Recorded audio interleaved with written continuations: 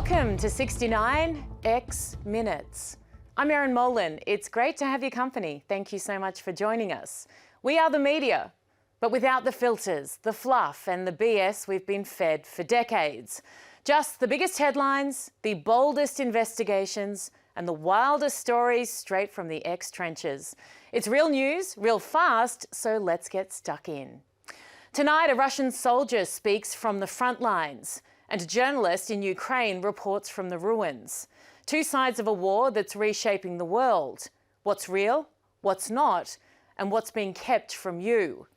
Have you ever heard of the Silicon Valley of Argentina?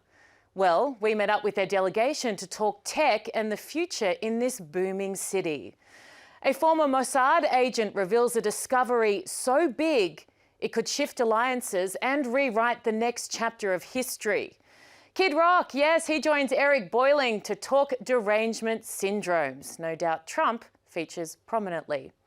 And a young AI startup called Perplexity is challenging Google's stranglehold on search. Is this the dawn of real unbiased search, or is this the next step further into the uncanny valley, where reality and digital are blurred forever? And in my take, the mainstream media designates terrorists as sources of reliable news. Absolutely crazy. This, though, is not. No spin, no scripts, just the world as it really is. This is 69X Minutes. The JFK Files have dropped, but what was really inside them? For decades, the government kept key records locked away. Now, with new documents finally unsealed, do we have the answers or just more questions? Joining us is Mike Benz, breaking down what's inside, what's missing, and what it all means.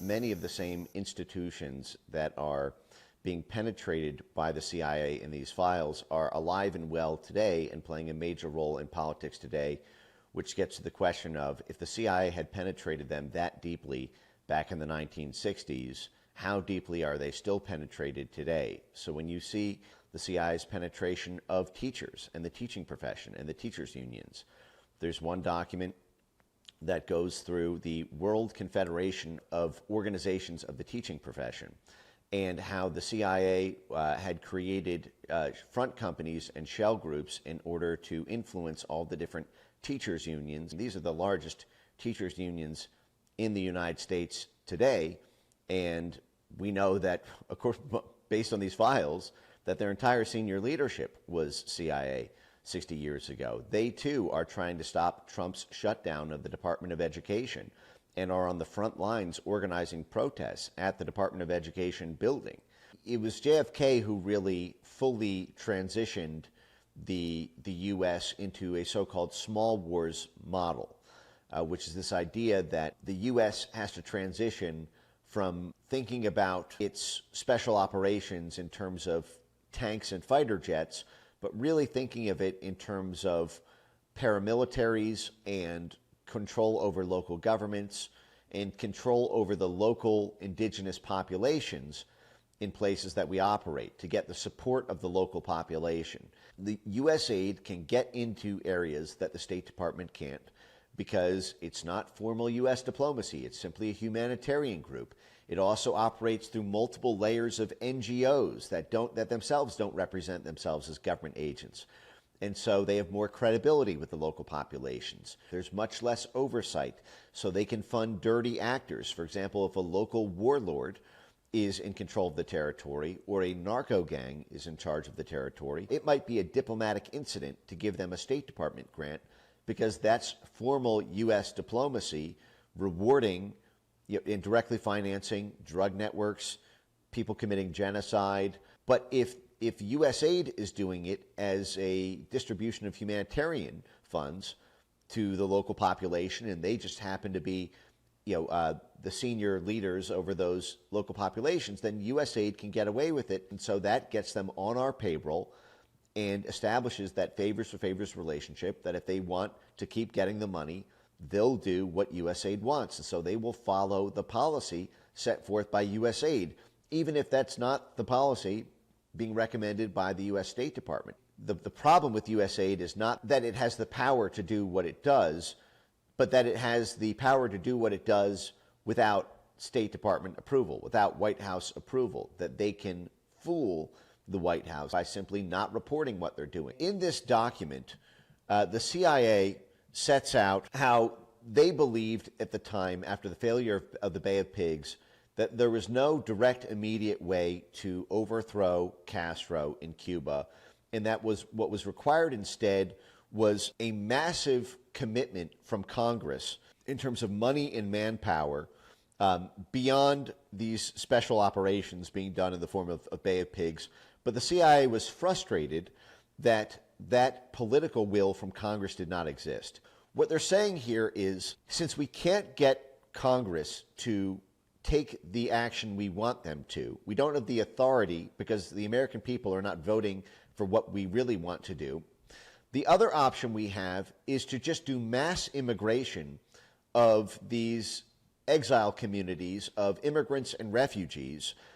And over time, if we give unlimited support to these exile groups, they will form enough of a lobby on themselves to affect the internal politics of Congress, with importing tens of thousands of Somalians into Minneapolis, Minnesota. Lo and behold, that produces a congresswoman like Ilhan Omar, who then goes and advocates on behalf of the Obama foreign policy for Somalia and Eritrea and Kenya and the whole region. Seeing that in writing from the Cloak and Dagger Central Intelligence Agency 60 years ago, and that we're dealing with the same issue right now as we take on the immigration issue, really is a sort of back to the future moment.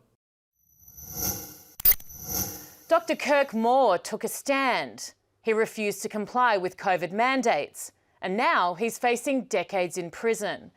His case has sparked outrage. Was he upholding medical freedom or breaking the law? Is this about justice or control? Dr. Moore shares his side of the story. We're just on the heels of a major pandemic, a lot of controversy with the way we treated that. And I was hoping we could talk a little bit about your background, how you got involved in administering vaccines. I'll let you tell us about it. In 2020, I started treating people for COVID. Nobody else was treating them. We had a lockdown here in Utah for about 5 or 6 weeks and people getting sick. And so they just didn't have anywhere to go. And so through word of mouth, they found out about me. So I started treating people with kind of the protocol that was, out at the time, hydroxychloroquine, ivermectin, everything else. The biggest thing for me was the treatment. We don't have treatment for anybody. We got to wait till you're almost dead, when you're blue in the face and you can't even get to the hospital and you have to call an ambulance. Then that's the time you need to call us. There's nothing else in medicine that we wait until the final days of somebody's life before we intervene and treat somebody. A vaccine comes out and people are like, this isn't a vaccine. This isn't even a treatment. What is it? It was a psyop on humanity. When you get somebody to do what it is that you're asking them to do, 90% of those people will then take the next step. And you get 90% of people in the United States to wear a mask. 90% of those people will then in turn do whatever is the next step that you're telling them to do. And that next step was the vaccine. A coronavirus that we've known has been part of our milieu for, hundreds, thousands of years. We haven't been able to do it, but all of a sudden in 9 months, we're going to come up with a vaccine that's going to solve a common coronavirus. All the animals died and all the mRNA studies that they did. Now you can't even pull them up anymore. I didn't, bookmark them, but you can't find them anymore. And history is going to look back on this and look at Anthony Fauci as the single worst kind of mass genocide physician ever in the history of mankind. I thought that we were going to get to the point where when people died around them, their eyes would open up. The problem with that is these people are so brainwashed that they still listen to the experts, and the experts are baffled about what's happening. There's been some allegations saying that you sold fake COVID vaccine cards while destroying doses of the vaccine. What's been your experience with the way the investigation has been handled by federal prosecutors? The vaccines were given to me for free. You come to me and you ask me, hey, with my history, with my medications, with my medical problems, what is your best recommendation for me and what should I do? Based upon all the data that I have, all the information that you give me, I come up with a plan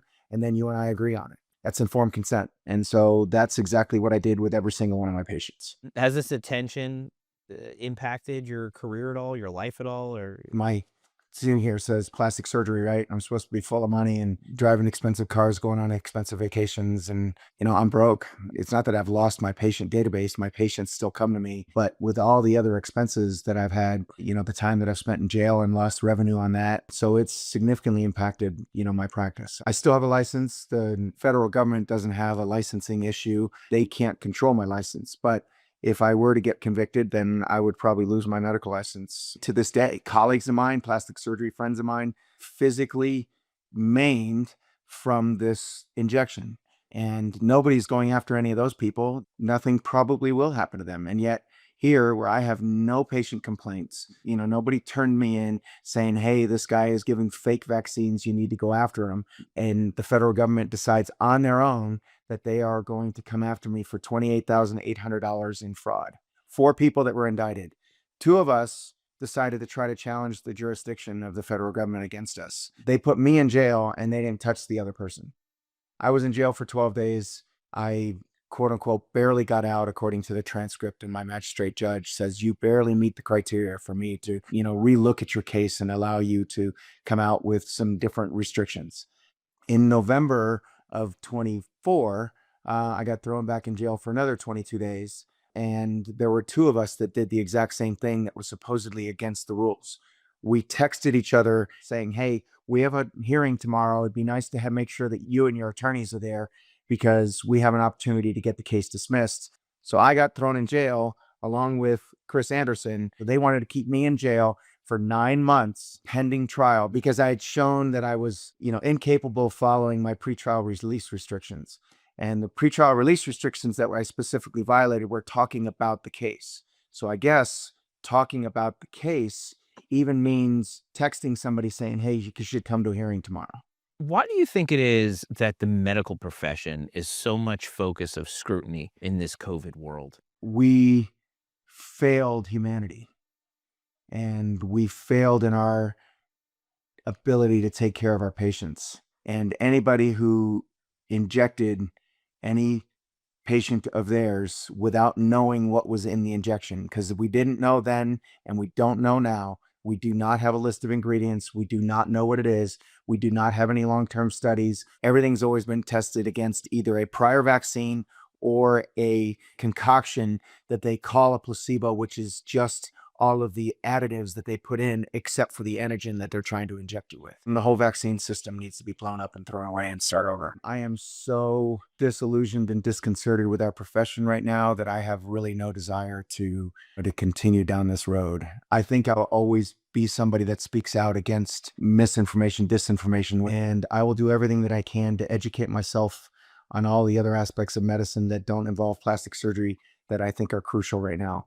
We have billions of patients out there that are going to suffer complications and consequences from this bioweapon. My biggest takeaway from this whole thing is do not comply. Do your own research, educate yourself. Don't trust what anybody tells you, and nobody out there has your best interest at heart. You might think that the government is looking out for you. They're not. Here in Argentina, while President Milei keeps making it great again, socialist Buenos Aires governor Axel Kicillof keeps making his province worse again. After the flooding of Bahia Blanca City, Kicillof's district, after President Milei sent the defense ministry and allocate more than $200 million in direct aid, after Elon Musk himself helped out providing free internet access, 16 people died. More than 1,400 were evacuated. Experts identified deficiencies in urban planning as one of the determining factors. However, take a listen to Kicillof's statement and remember, he's been governing the province for 5 years now. 20 obras vinculadas con el problema estructural del agua en Bahía. De toda la historia de Bahía no se encararon porque las obras que tienen que ver con el agua son caras, llevan mucho tiempo y a veces además generan mucho inconveniente porque hay que romper veredas. Y para cuando decían el voto también, si alguien de Milei hubiera ganado en la provincia de Buenos Aires, esto estaría parado, igual que lo del Cholo. This is Argentina's Milei News, and that's your 69 seconds for 69 minutes. Kid Rock says what he thinks, doesn't he just? No filter, no apologies. He's been cancelled, banned and demonetised, but he's still standing, louder than ever. With Eric Bolling, he takes on a new crop of derangement syndromes, including EDS, Elon derangement syndrome, cancel culture, free speech, and why he refuses to bow to the mob. All right, let's bring in a good friend of mine, also an international rock star, superstar, celebrity, friend of Trump, personal golf buddy of Trump, and Elon Musk friend, Kid Rock. Kid, welcome to 69 Minutes. Trump plus Elon, we haven't talked in a long time on tape. Trump plus Elon, how does a wealthy New York billionaire president, 78 years old, end up becoming bros with Elon Musk, a younger tech guru bro, and then celebrities and rock stars like you? How did he get the whole world behind him, Kid Rock? Man, I think Elon just got on board because he wanted to help his country. He saw the the waste and the crap. I mean, what were you going to do? What were your choices? To go for the Democratic Party, and their disarray that they've been in with Kamala Harris. Trump's proven himself the first 4 years to be the smartest guy in the room, hands down. And he's a lot of fun beyond that. So, I just think it makes sense. Somebody wanted to help their government, didn't want to get paid for it, wanted to help their country. So, of course, he's going to come in. I got to know Trump early on in his administration, was a big supporter from when he came down the escalator. And, he's done nothing but prove me right. Kid, how do you feel? I think Bannon calls people like you and I, original gangster MAGA crew. How do you feel about the newbies? How do you feel about Bezos coming on board, or Mark Zuckerberg coming on board, or that lunatic Lindy Lee, who used to be a Kamala Harris advisor, supporter, senior aide, all of a sudden saying, I didn't really like them. Now I'm pro-Trump. I know we want the bigger party, we want everyone on board, but I feel a little offended by it. How about you? I think they got to prove themselves. That's the bottom line. They got to, you can come in and, people call it kiss the ring or whatever. But at the end of the day, it's kind of, sleep with one eye open with them and, let them prove, what they believe in and who they support and what policies they get behind. And, if they want to keep, speaking of, meta and all that, if they want to keep, what do they call it? Shadow boxing or shadow banning people like me and Joe Rogan and, certain outspoken people, I'm sure yourself. So, I just say sleep with one eye open, but welcome aboard. But, what was it? Trust but verify. Trust but verify. Ronald Reagan also, beware the Trojan horse. I agree with that one, Kid. So Trump tends to kind of piss off the rest of the world. Let's be honest. Gulf of America, what a great idea. It's so logical, made so much sense. Gulf of America, Greenland, Canada, 51st state. This one created a bit of an international incident, I think. So there's a guy named Raphael Glucksmann. He's an MEP, which is a member of European Parliament, who said, we want our Statue of Liberty back. We're from France. We want our Statue of Liberty back. Listen to Caroline Levitt's response to that. So is President Trump going to send the Statue of Liberty back to France? Absolutely not. And my advice to that unnamed low-level French politician would be to remind them that it's only because of the United States of America that the French are not speaking German right now. So they should be very grateful to our great country. What's Kid Rock's response to the French? Boom, mic drop. Mic drop. That young lady is something else. She is a boss. Yeah. She is a boss. If they really want it back, I'd say just let's weld a big gold middle finger on it and send it back. I was thinking someone could make one of those memes of the helicopter picking up the Statue of Liberty and like bang it, clang it around the Eiffel Tower and drop it back. You really want it? Take it. It's yours. I think we got to remember. When these, like she said, these low-level, no-name politicians come in and say this stuff, we shouldn't let it divide us from there's. I know several French people who run companies over there in Paris and stuff, and are good friends with them. They are huge Trump fans, huge, the pro-America agenda, and they wish they had more of that in their country. So, we got to remember there's still good people in these countries, even though you got these knucklehead, left-wing lunatic politicians always, spewing off this crazy stuff. So we got to remember we got some good people over there, but yeah, France has got to definitely turn around some of their country. Yeah, and how many Canadians do we have right here in America who will come up to me and say, 51st state, not a bad idea. A lot of Canadians would actually enjoy being part of the United States. I think so. I mean, I know, we're actually on our Rock the Country tour taking Nickelback's headlining the Friday night with us. And I remember them telling me years ago, I was asking them about, socialized medicine. And I hope I'm not speaking out of turn, but they, at the time, it was like, they were not, and I've talked to plenty of other Canadians. I mean, I'm from Detroit. We're, the only place in America where you can drive south to Canada. So, we spent a lot of time there as kids, and especially touring, doing other things. And there's some great people in Canada. I'd say the majority when you get outside, like, Yeah, but kid, what about these Canadian this Canadian knucklehead, one of those Parliament people who said we're going to shut off electricity, power, and gas service to people in Detroit and in America if you don't stop with the tariff things? What's your message to them? Good luck defending yourself if something bad goes down. Yeah. We are fortunate. And they're lucky, just the proximity to the United States. I mean, they're basically going to try the bigger penis game with Trump, and they're not going to win. I have no background to comment on whether that's an accurate or not accurate statement. Metaphor, Eric. It's a metaphor.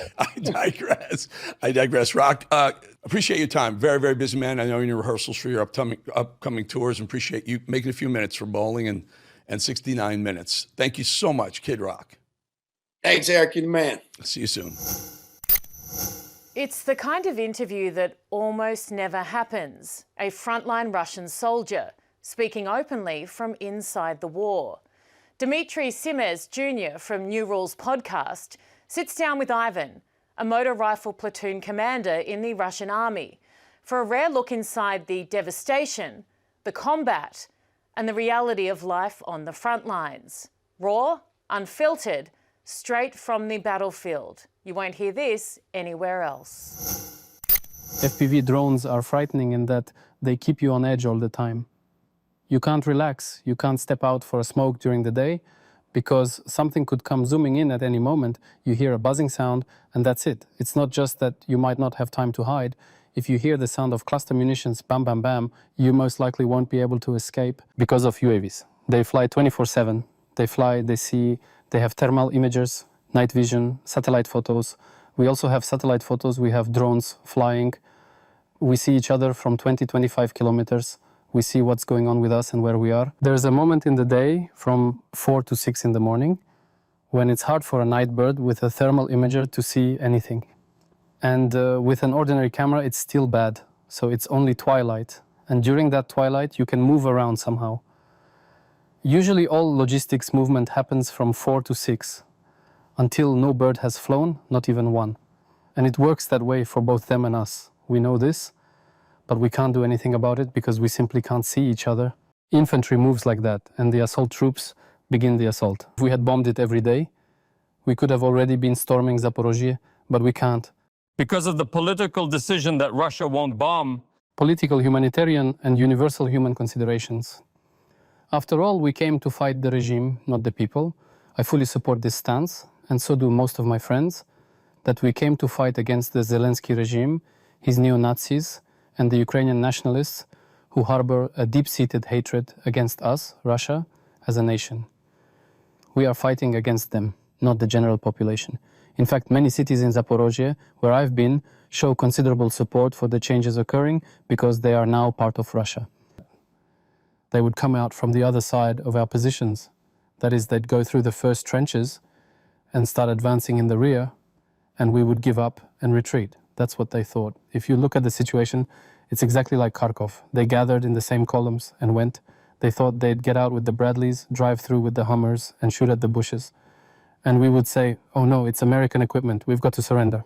And that's the main failure. They completely overlooked that the Russian army, as it turns out, can adapt, improve, and all that. They believed that they were the good guys, and we, the Russians, were the bad orcs who don't learn anything and can only lose. They believed it themselves. They made it up and believed in it. I ran into a Pole once, specifically a Pole, and we encountered some Cubans. They're not Western, they were Colombians. I almost mistook them for Cubans, our brothers. They were Colombians. Colombians are quite dangerous guys. Well, they are battle-hardened since they're always in combat in their neck of the woods, so they shoot well. So yes, these mercenaries turned out to be dangerous. And the funniest thing is, sometimes they, how should I put it, these Colombians serve as human shields for cover. There have been cases when we arrive at positions and 2 Colombians lying dead there with gunshot wounds to their heads. No way. How did that happen? We didn't shoot? No one did. So I think these conjectures are likely true. Perhaps they were shot by their own Ukrainian comrades to ensure a calm retreat. They had this notion that if they attacked conscripts and captured a couple of cities, Russia would be scared and everyone would run away. I don't know why. They seem to have conjured up these hypothetical conditions for themselves and took that as gospel. They didn't invest enough into this attack. They didn't bring in sufficient forces. They thought it would go well. Why didn't they know that on the Kursk front, near Kursk, near Belgorod, there was a whole grouping from Battle Group Sever, a whole grouping where people are in every grove? Didn't they know about this? I don't know how it happened. Maybe the US is still not providing satellite images of Russia. So they tried, failed, and just clung to it with all their might. My division's 30th Regiment fought them every day. For show, the Ukrainians wanted a reason to say, look, we've invaded Russia, as a counterpoint to the Russian army's successes in Donbass, the LPR, and even Zaporozhye. They wanted to pat themselves on the back and claim, but look, we still have Suja. That's the crux of the matter. Why didn't they succeed? Because our Russian command didn't fall for this provocation. They didn't go and pull everything toward Kursk to retake it as quickly as possible. Not Kursk itself, but the Kursk front. They didn't fall for it. They just worked methodically, quietly, bit by bit, squeezing the enemy. Politically, they don't understand us. I can't comprehend this, honestly. Like, we've lived next to each other as brothers. We were one country for a long time. It's a deep-rooted history. Well, we've basically been one people throughout history. So Ukraine and Russia are single totality, and yet they don't understand us. It feels like they're not planning these operations, but someone in the West, in the Pentagon is. Because how do they not understand us and that we're not going anywhere, we're not going to run, we're not going to fall for provocations? It's odd. Each time one of their big operations, it feels like the Americans are planning their offensive in Iraq. That's the feeling. Discipline is always a tricky thing. You have to sit in the barracks, get to know each other for a long time, and then there will be some discipline. You have to stay in barracks mode with the group, all that. But in every other aspect, command, tactics, and technological support, it has improved a lot. And don't look at the fact that they're walking around in Chinese helmets. They've got more equipment on their backs than the entire command post had in 2022. They've got 6 radios, cables with satellites, Starlink and Gazprom's satellite internet. You said Starlink? Of course. But wait. We only use it to watch pornography, don't worry. We don't use it for military purposes. It doesn't block us. I hope the Americans will understand in these negotiations that it's not them who are like, we've finished everything with peace, but simply, we defeated you. NATO, Americans, we defeated you. And what Donald Trump says, he's just subtly admitting that America lost this war. That's it. I want to say this because it's true. You gave Ukrainians everything you could, trained them how to act, but nothing worked. And Russia achieved everything it wanted and continues to achieve. For over 2 years, Joe Lindsley reported daily from Ukraine, bringing the war to life for Chicago radio listeners. Now he's going deeper, beyond the headlines, beyond the front lines, to the raw reality of living under relentless Russian bombardment. What does it mean to wake up every day to air raid sirens, to build a life in the shadow of war, to resist even when the world stops watching? From behind the lines, Joe shares with us the truth of life in Ukraine, of survival, defiance, and the real cost of this war. Hello from Kyiv. I am the one independent American voice who's been reporting from Ukraine every single weekday since 2022. Previously, I was a war correspondent on Chicago's WGN Radio. And after 3 years of witnessing the Biden administration's strange restrictions upon Ukraine, I started to wonder if I was missing something. And so when Trump returned to office, key pieces of the puzzle began to fall into place, from Burisma to the Steele dossier. President Trump, among other things, is right now questioning Joe Biden's pardons. And one of those pardons was for Hunter Biden. Curiously, it dates back to 2014, the exact year Hunter was hired by a company called Burisma. Now, everyone talks about Burisma, but after reporting here on the ground in Ukraine, I've realized that nearly everyone gets one key detail wrong, a detail that might flip your entire understanding of the situation here in Ukraine. Many Americans, rightly frustrated with the Washington elite and the war machine, assume that any support, as long as it takes, that Joe Biden gave to Ukraine was tied to money his son made from Burisma. But the real story? Burisma was a Russian front to control Ukraine. Let's take a look. Burisma was an oil and gas company co-founded and run by Mykola Zlochevsky, an oligarch who was Ukraine's Minister of Ecology from 2010 to 2012. So he was regulating the very industry from which he profited. And then from 2012 until Ukraine's 2014 revolution, Zlochevsky, while still CEO of Burisma, was Deputy Secretary of Ukraine's National Security and Defense Council. In other words, he was a member of the Yanukovych cabinet. In 2014, Ukrainians, after centuries under Moscow's yoke, refused to leave the streets, rejecting a deal pushed by both the European Union and by the Obama administration that would have kept the Kremlin-backed leader Yanukovych in power. The Ukrainian people said no, and so President Yanukovych fled the country, his cabinet collapsed, and the Ukrainian parliament voted to remove Yanukovych. Burisma's CEO, Zlochevsky, fled, along with the rest of the Yanukovych cabinet, to Russia. The protest had turned into a revolution. The Ottawa truckers times 1,000 at least. In the days and weeks following Ukraine's 2014 revolution, the Soviet-era state institutions were abandoned. This was the dream of what we see right now in America with DOJ. Berkut police had vanished. Even the national police had disappeared. And for a brief moment, the people were truly in charge. But into this power vacuum, the Kremlin moved quickly to gain control. And it seems Moscow found a nice insurance policy in the person of the son of the sitting United States vice president. And here's where we get to one of the bombshells.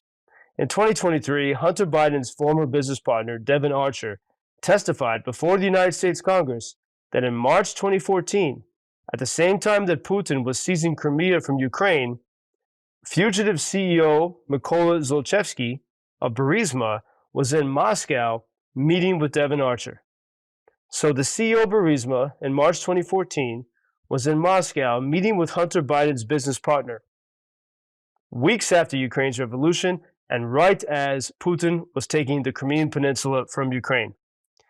Weeks later, as the New York Times would later confirm in reporting in May of 2019, Hunter Biden joined Burisma's payroll at more than $50,000 per month.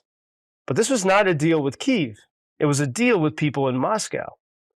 To recap, just weeks after Ukraine's revolution, one of the oligarchs who had lost power to the people in Ukraine started paying the son of the United States Vice President Joe Biden.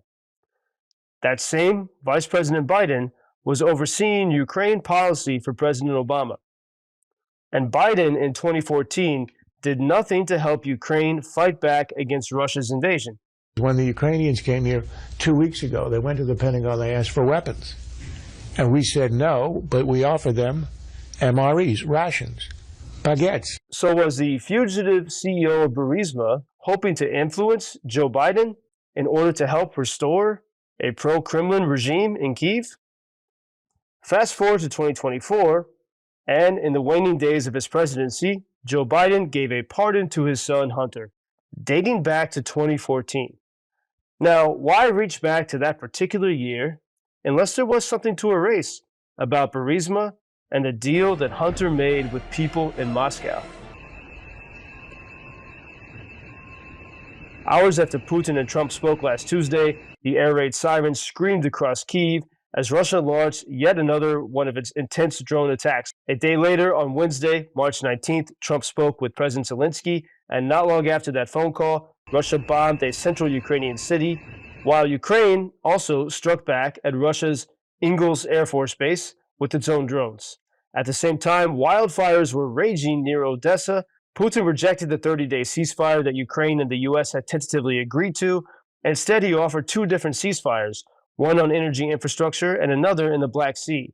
But here's the catch. Those two ceasefires are in areas where Russia is actually already weak and already losing.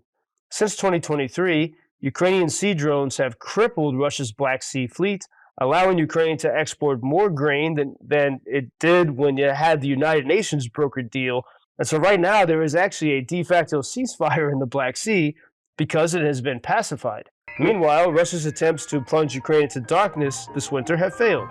It's now springtime here in Kyiv. This is Paul Lindsley reporting from Kyiv, Ukraine. Hello and welcome back to your weekly crypto update on 69X. Bitcoin's price took a hit this week, dropping 1.6% to $83,132. That's a 31% slide from its mid-January peak as investor optimism fades amid economic uncertainty and tariff concerns. President Donald Trump vowed to make the US the undisputed Bitcoin superpower and crypto capital of the world. Speaking at a digital asset summit, he promised to remove regulatory barriers and called on Congress to clarify rules for stablecoins and market structures. In legal news, the SEC dropped its 4-year-long case against Ripple. The suit, which began in 2020, accused Ripple of raising over $1 billion through unregistered XRP sales. XRP jumped 8% after that announcement. Meanwhile, MicroStrategy's stock fell 6.8% after Bitcoin's dip. Still, the company bought another 130 Bitcoin for $11 million, doubling down amid the volatility. And finally, investor Kevin O'Leary says crypto is moving out of its cowboy era. He believes stronger regulations are bringing digital assets into the mainstream as both a payment method and investment tool. And that's it for this week's recap on 69X. I'm Adele, the host. Thanks for watching, and I'll see you next time. Mossad moves in the shadows, but its impact is felt across the world. Israel's elite intelligence agency has uncovered something big, a secret with the power to either shift alliances, ignite conflicts, or change the course of history. Maybe all three. Who's involved? What's the real threat? And how far will they go to keep it hidden? Visegrád investigates. Here's a sneak peek of their story. The Israeli state was officially established on May 14, 1948. Crowds gathered in the streets and greeted the birth of their state with traditional dances. On May 15th, Egypt, Jordan, Syria, Lebanon and Iraq declared war. The call for a holy war against the Jews went out from Cairo. It was clear, literally from day one, that if it were to survive, Israel would have to draw on the immense chutzpah of its people at home and abroad.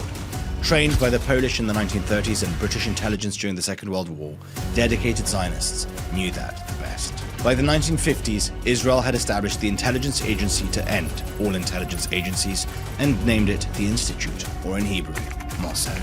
Today, Lieutenant Colonel Avner Abraham tells us about 5 of the most daring, impressive, audacious and perilous Mossad operations. Hi, my name is Avner Abraham and I'm a former Mossad agent. Argentina 1960. As Israel's neighbors laid siege from all sides, it was vital that the besieged Jewish state set an example for its enemies by rounding up and bringing to justice war criminals. Operation Finale was the first big Mossad operation. The most notorious of these was Adolf Eichmann, an unrepentant Nazi who had been allowed to go free at the end of World War II. Eichmann was a lieutenant colonel, Nazi, and he was the architect of the Holocaust. He was in charge of the schedule. He was in charge of all the trains. He was responsible for the death of 6 million people. After escaping justice in Europe, Eichmann had moved to South America. By 1960, he was managing a Mercedes car factory in Argentina. But with multilingual Mossad agents from all over the world, Eichmann's days of freedom were numbered. Mossad agents came from all over the world. They can speak different languages, and for us, languages are like weapons. When he came back from work, 7 Mossad agents with 2 cars, they captured him and they brought him to a safe house. Once captured, Mossad had to somehow smuggle Eichmann to Israel. The Israeli airline didn't have flights to Argentina, so they made up a cover story that they were considering a new route to Buenos Aires and arranged a special inaugural flight. But there was to be an extra crew member on its return. The idea was to bring Eichmann dressed like a navigator, but very sick. Eichmann was drugged, forced into an El Al flight crew uniform and driven to the airport. They smuggled Eichmann to the plane as a fake navigator. The capture of Eichmann was conducted on Argentine soil without the consent of the Argentine government. As is often the case, it only became clear after the mission was completed that its means were justified by its ends. One slip, one collateral death, one abusive process, and this triumph of international justice would have been remembered as gross violation of international law. The operation showed why Mossad must remain up to the task of outwitting not just Israel's enemies, but sometimes even Israel's friends. Eichmann stood trial for his war crimes in Jerusalem and became one of just 2 people to be sentenced to death and executed in Israel. I'm Iraqi Jew. I was born in Israel, but my parents came from Iraq, and the Mossad smuggled them in a special operation called Ezra and Nehemiah operation. Growing up to join the elite force which had rescued his parents and brought them home to Israel, he recalls that for Mossad, even the capture of a Soviet jet fighter can be a sensitive family matter. In 1966, the Iraqi Air Force acquired a fleet of lethal combat aircraft from the Soviet Union. MiG-21, the Russian aircraft, no one in the West got any information about this new killing machine. The Middle East wouldn't be safe until Israel and the USA could get a look at one of these lethal machines, so Mossad hatched a plan to help an Iraqi MiG-21 pilot to defect. The Mossad knew that there is a pilot in Iraq, that he is a Christian pilot. It's not a secret that the Christian people suffer in the Arab countries. Captain Munir Redfer was a hero of the Iraqi Air Force, but as a Chaldean Catholic, the 31-year-old flying ace sought a better life outside Iraq. There was just one catch: he would not leave his young family behind. He decided that he wanted to escape from Iraq with his wife, with his 2 kids. Mossad instructed Captain Redfer to listen to Israel's Arabic language radio channel and wait for a very specific signal. You have to listen carefully after 7 a.m. After the news. If you hear this song, you have a green light to take off. And the song is Welcome, Welcome. In Arabic, it's Marhabten, Marhabten. The song was played, the coast was clear, and Captain Redfer took off. And he took off and landed in Israel. But Captain Redfer had entrusted more than his own life to the care of Mossad. The Mossad smuggled the whole family from Iraq to Europe and from Europe to Israel. Captain Redfer's MiG-21 was a treasure trove of Cold War engineering expertise. Today it sits on display outside the Israeli Air Force Museum, a relic of dead ideologies and falling regimes. But Mossad never forgot their promise to Captain Redfer's family. After 2 years, the Mossad gave them a fake identity, and they flew and they got a new life far away from Iraq, far away from Israel. The pilot and his wife passed away, but the 2 kids, until today, we support them. Operation Diamond became the basis for Steal the Sky, a 1988 thriller whose storyline is not nearly as accurate as the real event. In 1972, the Munich hostage crisis tested Israel's diplomatic nerve to its limits. In the midst of the Summer Olympics, 8 Palestinian terrorists captured Israeli athletes and held them hostage in the middle of the Olympic Village under the glare of the world's television cameras. They took 11 hostages. They killed 2 of them. And they start to negotiate with the state of Israel. The guerrillas are demanding the release of 250 Arabs held prisoner in Israel and have set noon as the deadline for their release. The terrorists belonged to the Black September group and demanded the release of 250 terrorists and Palestinian activists from Israeli prisons. And Prime Minister Golda Meir said, "We are not going to negotiate with you." If Israel were to negotiate with terrorists offering a life for a life, no Israeli would be safe at home or abroad. Despite Israel's offers of military assistance, the hostage situation was entrusted to the German police and ended in a bloodbath in which the hostages were killed. Our worst fears have been realized tonight. They're all gone. But that wasn't the end of the story. Golda Meir decided that she's going to send the Mossad agents to kill all the people that were responsible for this terror attack. The Special Unit Kidon killed the first one in Paris, Hamshari. He was actually the PLO ambassador in Paris. They entered to his apartment and they put a bomb under the telephone. And when he answered the phone, and then they pressed the button and boom. Israel's refusal to negotiate with terrorists leads to a standoff, which forces Mossad to strike with a level of surgical precision hitherto unimaginable in warfare, while Israel's enemies do everything they can to trip the Israeli state into committing an atrocity in the eyes of the international community. You are sending agents and they are killing someone in your capital. And in the meantime, you have diplomatic relation between Jerusalem and Paris. This is the reason why in the most of the cases, the State of Israel and Mossad didn't take any responsibility. Like many Mossad operations, including that which saved Colonel Abraham's own parents, Operation Moses sought to evacuate 8,000 African Jews from war, famine, and persecution. In 1984, a war between Ethiopia and Sudan led to a devastating famine, yet the Ethiopian government refused to let the Jewish population leave because they were useful as pawns in diplomatic negotiations with Israel. A plan was hatched to enable Mossad operatives to enter under fake identities and set up an operations base in Ethiopia. It was an enemy country and we couldn't enter like Israelis. Their decoy was a massive hotel. This hotel was unique. It was a hotel in the desert near the sea. Now think about all the managers are Mossad agents, and in the beginning they didn't have any guests. So Mossad agents came, retired Mossad agents, couples, came for vacation in Sudan as a guest. It was a real hotel, and in the Christmas, all the Israeli agents needed to dance with the guests in the hotel, and they made for them a Christmas party.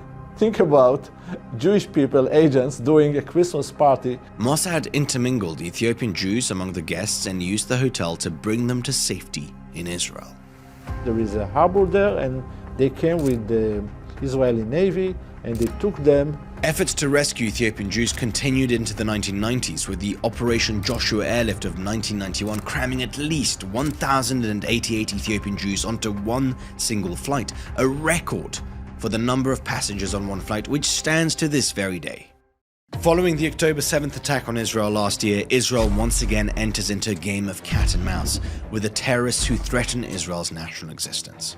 And once again, Israel's enemies surround themselves with human shields. The leader of the Hamas terrorist organization, Ismail Haniyeh, cowered in the heart of an almost perfect fortress in Tehran, far from war-torn Gaza, under the protection of the Islamic regime in Iran and its military. It was in the private residency that belonged to the Iranian government, actually the people that guard the president. But no one who terrorizes Israel is safe. On July 31st, 2024, Haniyeh was killed by a bomb, planted by someone posing as his own bodyguard. Maybe the Iranian killed him. Okay, maybe the Iranian killed him. I don't know. Nobody knows who assassinated Haniyeh, but such a clean, deadly surgical strike in a crowded city at the heart of a hostile state calls to mind the same ethos of Mossad's many military and intelligence operations. And this verse from the biblical book of Proverbs, which inspires their motto, by way of deception, thou shalt do war. I'm Buzz, decentralized finance and AI founder. Imagine this. An AI accuses you of murdering your own kids and publishes that information. Well, that nightmare struck Arv Holman in Norway when ChatGPT cooked up a lie. A hallucination of him drowning his sons and spending 21 years in prison following a conviction. It even blended in real details about his family and hometown. Well, this week, privacy group Noib filed a complaint with Norway's Data Protection Authority and demanded that OpenAI erase the false data and fix the model under EU law. I'm all for AI as a technologist. It's a game changer, has the potential to move humanity forward, but when it hallucinates, lives can be burnt, and that is where we need to protect humanity. Globally, the biggest AI firms are racing to win these AI wars, but privatization and speed should not overlook humanity's benefit. From California to China, these AI companies are scaling and raising private capital fast, but errors like this highlight failing safeguards. This case could force a rethink on AI privacy worldwide, and the next steps might hit us all. This is Buzz, and this is your 69 seconds within 69 minutes. Silicon Valley has a new challenger, watch out, and it's in Argentina. Cordoba is rising as a global tech hub, fueled by AI, crypto, and a wave of ambitious startups. With top talent, low costs, and a government led by Milei, cutting red tape and pushing innovation, could this be the next big tech powerhouse? The future of Argentina's Silicon Valley inside the boom that's turning heads worldwide. Take a look. In terms of the technological ecosystem in Argentina, it's pretty strong. So it has been 20 or 30 years of, growing this industry. and we had a lot of support from the government, for example, in Córdoba. Even in the national government, in the past we had, for example, a law, there was a software law, that software companies or tech companies have some tax incentives to grow. So last year has been a little bit good. Of course, cost of living in Argentina has been increasing, so it makes you be a little bit less competitive. The economy, I'm not an expert in economy or politics, but it looks like economy is recovering, of course. But, you know, inflation is stable, you can plan other things, you know, but technology is a kind of bubble and has been several years of good growth. We are a service company. Service companies often are pretty stable, so you can grow with your own, you know, investments. We have a plan for the next 3 or 4 years. We want to double our you know, size and markets. And the markets, for example, we are here in Barcelona. We want to grow our Barcelona office. Córdoba is in the middle of Argentina, surrounded by mountains, surrounded by lakes. It's pretty nice.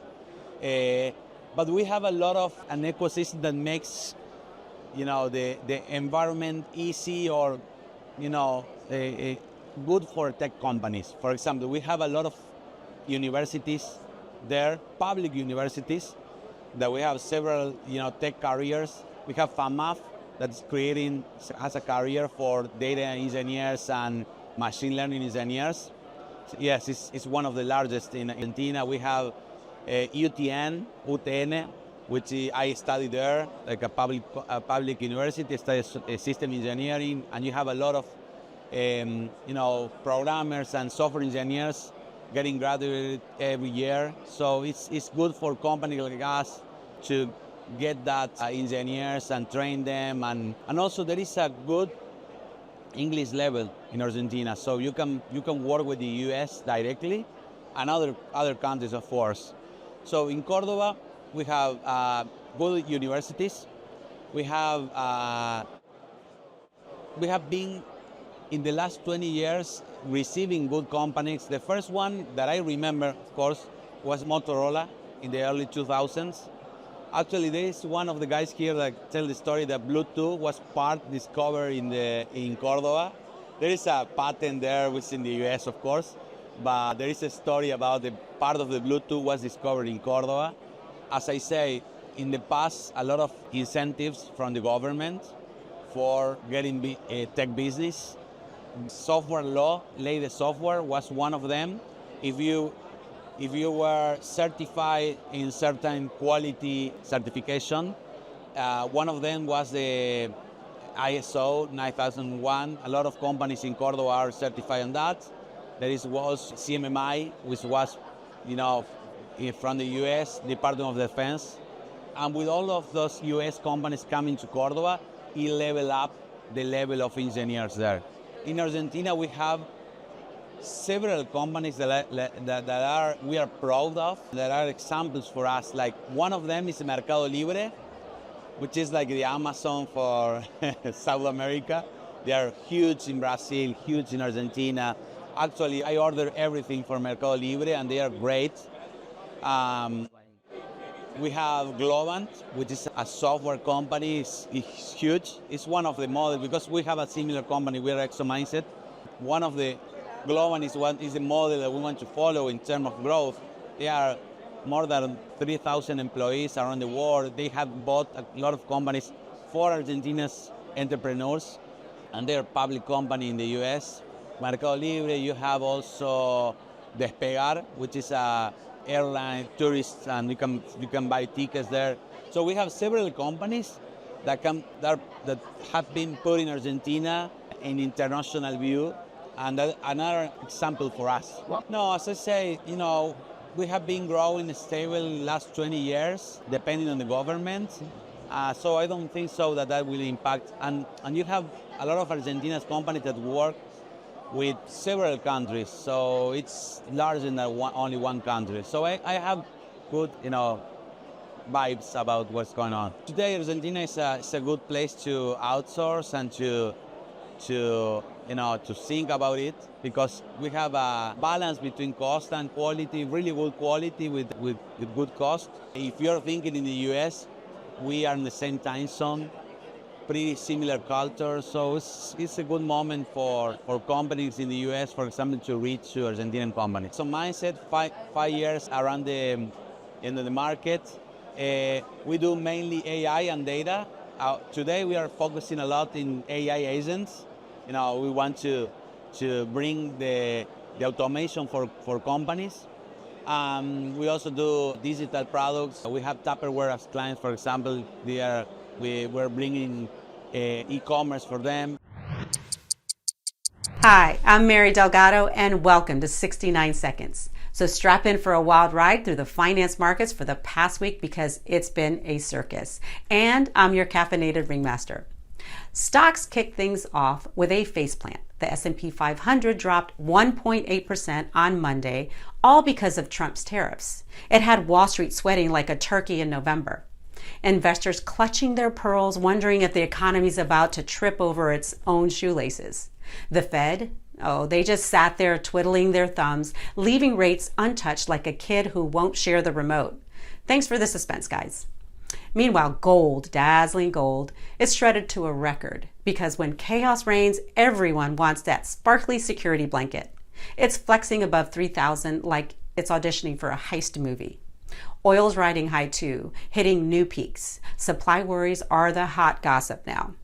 So stocks are freaking, gold's gleaming, and oil's grinning.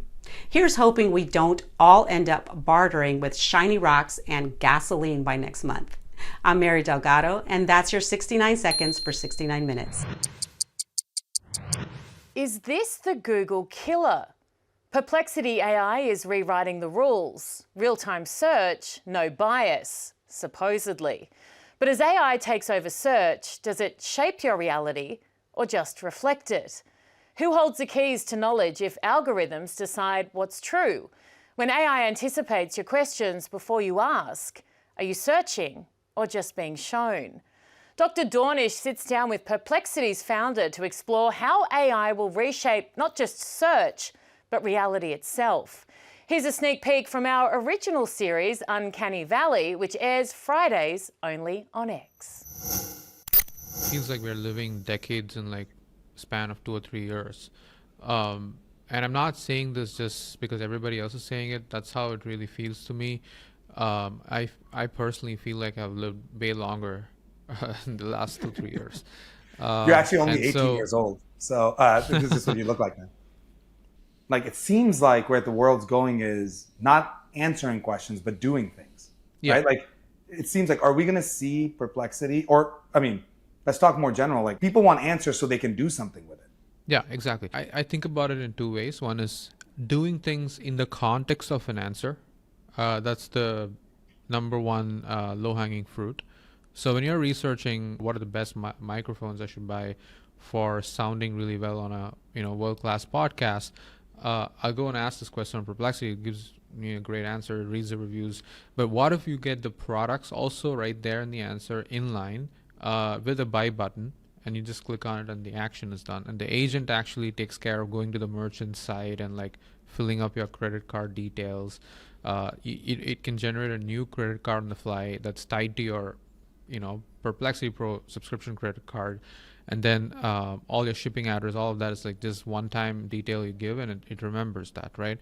And then once it gets a sense of what you like, it can also like tune the results better to your preferences. You don't have to keep saying it again and again. I want this, I want that. Yeah. So I think that is like already kind of beginning to do things for you. You just don't notice it. The problem is we're not seeing this happen in a general unified way. I think we are at the point now where we can all admit that mobile was the perfect OS for the internet. Yeah. That the desktop was the wrong OS for the internet. I think most people believe that. I don't know. But I think we needed laptops and notebooks and cell phones. That was the right OS. And I feel like if you're going to try to retrofit AI to an old infrastructure and OS, it's always going to be outside the uncanny valley. Yeah, I agree. And so who builds that AI native OS? Nobody has the incentive to do it. So I think we're going to start from these basic steps this year, and eventually get to a point where you feel like Warren Buffett. That's the idea. So there's a joke I made on Twitter a while ago, which is like, what is the Warren Buffett phone? So Warren Buffett famously never used a smartphone. And so like the reason he said is because the two things I do on my phone are messaging people and taking phone calls, and I hardly even do messages. And I don't need a iPhone for that, which has made me think, okay, if you want to live like a billionaire, all you need, your phone should essentially converge to messages and calls. Billionaires just do phone calls because they don't schedule things. Their assistants schedule stuff for them. The assistants put them on the phone. They don't even need to call the person. They don't need to have contacts. Their assistants take care of that. And then like text messages are so easy to respond to, right? The Warren Buffett phone feels like utopia because I feel like I spend way too much time on my phone. So I feel like this is the ultimate future of AI. Like AI should deprecate the front end of the phone. Like apps will still be there, but they're all going to feel like hidden tabs on the browser. They're all hidden apps. Uber, DoorDash, and all that. They'll have some front end too that comes part of your assistant. But like, once the car is ready waiting, like you get a call and the assistant will tell you move left, right, it'll whatever, right? And you just go there. Everyone's like, the world's going to end, AGI is going to come, you're going to become useless. And I feel like I haven't noted that with you. Like you haven't, I don't think you buy into that at all. No, I don't buy into that. I mean, we have to adapt. It's very obvious. And I think we are adapting. If hundreds of millions of people are using these AIs on a weekly basis, then we are adapting. I don't think AGI is going to come for us. I think it's just going to feel like a paradigm shift that, except the only change is from the internet and the mobile is happening way faster. So the speed is higher, but the risk is not like higher. The risks that existed with the internet were like crazy. Spams and child porn and like scams and like blackmailing. We came through all of that shit. So we'll be fine. maybe not completely unscathed. We're still some pains, but like overall, but like are deepfakes gonna fuck shit up? Sure. Are we gonna struggle with? But that's why there are things like verified identities, like look. A lot of people made fun for Elon for selling blue marks, and so someone could just have a new Twitter account with a blue mark and a fake handle, but like they can change their name to Elon Musk and make a code, and no one, sure, maybe for the first few impressions people are going to get fooled, but then after that they're going to be like, oh, this is fake, the real Elon Musk has the Twitter ID, and then there's going to be algorithms that detect such activity and then shadow ban or like ban these accounts. You can only build the defenses when the attacks happen sometimes, and as long as they're not fatal, we should be able to fix a lot of these things. One thing I tell a lot of people who come and ask me which businesses are worth investing in now if AI keeps taking off is like social, because social, I think this real human-to-human connection is going to become even more important in a world where AIs are going to be able to pretend to be humans, and so that's why like I think. X, like people will still spend time on X. People will still watch like funny videos. I think people will spend more time on X, actually. Exactly. People will have more time to spend. Exactly. Yeah, they'll have more time to spend because work got easier. Now it's time for my take on something that really got X talking this week.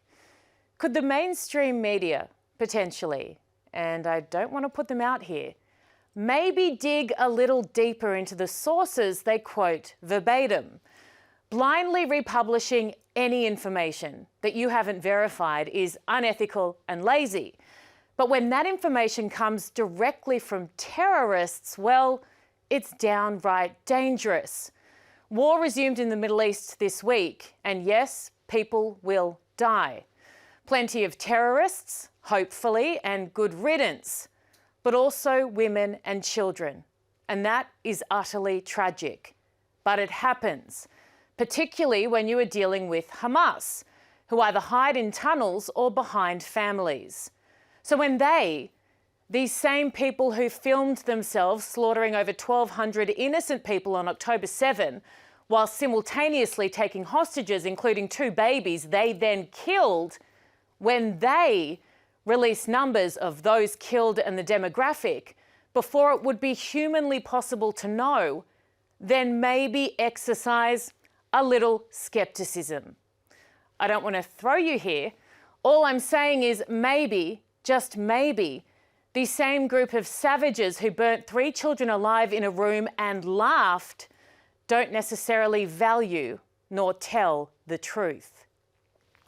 More media outlets than I could count this week reported as fact numbers of those killed directly from Hamas. Some even repeating again as fact that it was, and I quote, mostly women and children. Urban warfare expert John Spencer with the following take. And poof, international media returns to reporting civilian casualty numbers provided by the Hamas Gaza Health Ministry, who can determine casualty numbers in minutes and hours with no caveats of sources, descriptions of methods of counting, distinction of combatant versus non-combatant, or context of cause of death, etc., etc. Now, Reuters, whose job it is, by the way, to feed thousands of media outlets and millions of consumers around the world their information, a trusted source apparently, sent this alert. Israeli strikes kill 326 in Gaza, collapsing ceasefire with Hamas. Not even a caveat, like according to Hamas in this alert. And collapsing the ceasefire? That was collapsed by the terrorists when, and I quote, acting US Ambassador to the United Nations, Dorothy Shea, says, the brutal terrorist organisation refused every proposal and deadline they've been presented with over the past weeks. The blame for the resumption of hostilities lies solely with Hamas. Now, I myself would go further. The blame for this entire sorry saga lies solely with Hamas. The blame for every single child killed in Gaza lies solely with Hamas. Can we all please stop pretending like there are two legitimate sides in this war who are maybe having a fight or a dispute over land? That is not the case. Hamas are sadistic murderers who hand their own people a death sentence through their very existence. If those who purport to care about children dying in Gaza, and that should be every single human being, could wake up and realise who their real enemy is, then that would go a long way towards saving them. The same day the initial ceasefire was reached, Hamas leadership went on global television and promised to repeat the atrocities of October 7 at the first chance they got. And the Ceasefire Now Brigade, well, they were silent. Their children will continue to tragically die as long as they value killing Israeli Jews more than the lives of their own loved ones. There are still 59 hostages in Gaza. They aren't just a number, not a fake one either. They are real people with mothers and fathers and children who haven't breathed fully since their capture. And Hamas are refusing to engage. This isn't rocket science. Now, no one expects the media to be fair or to be thorough or accurate. Most of us have completely given up on most of you by now. But at the very least, please, when terrorists are your main source, exercise just a little bit of caution, a lot if you can possibly muster it, and stop doing their dirty work for them. It only hurts those children you pretend to care about, and a hell of a lot of other people too. That's it for 69X Minutes, where the real stories always get told. I'm Erin Molan. Thank you so much for joining us. No spin, no censorship, just the truth. Stay on X. You know that's where it's at. See you next time.